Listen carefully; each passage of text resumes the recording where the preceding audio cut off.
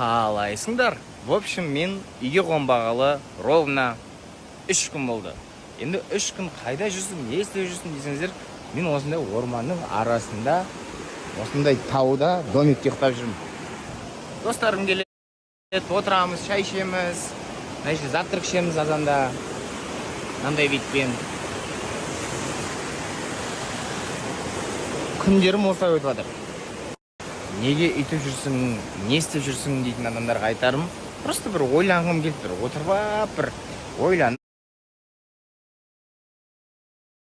асықпай бір өмірім не болып жатыр екен деп. Просто осындай жерлерде мен бір душам демалады да, короче. Енді бүгін бұйырса үйге қайтайын деп отырық енді. Енді түсінем, адамдардың сұрақтары көп болып кетті. Осы уақытқа дейін енді біраз сторисқа да онша шықпадым, арасында шығып қайтып жоқ болып кетіп жүрдім. Поэтому давайте бетейік.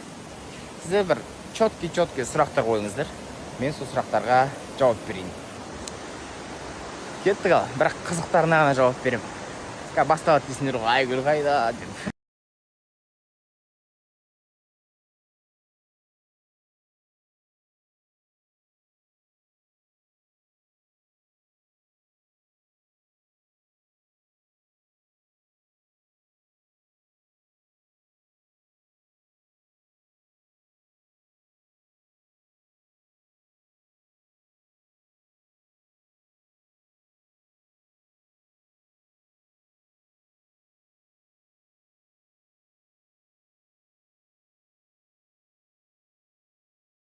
Қайырлы күн, башыңызға қалайсыздар?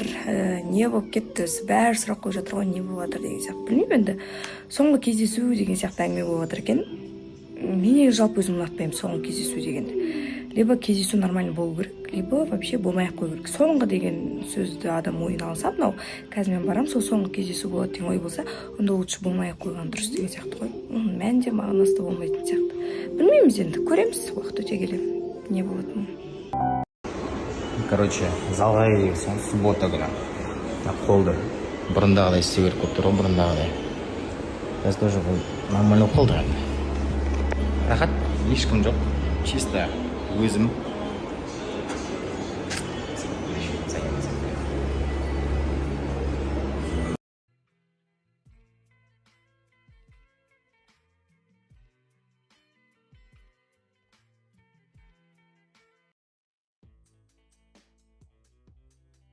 Үйде банк жағайын деп жатырмын. Енді мына жақта бізде малина бар. Енді малинаны білесіздер, вареньяға бұл и персик және де слива бар. Еще мына жақта алма бар.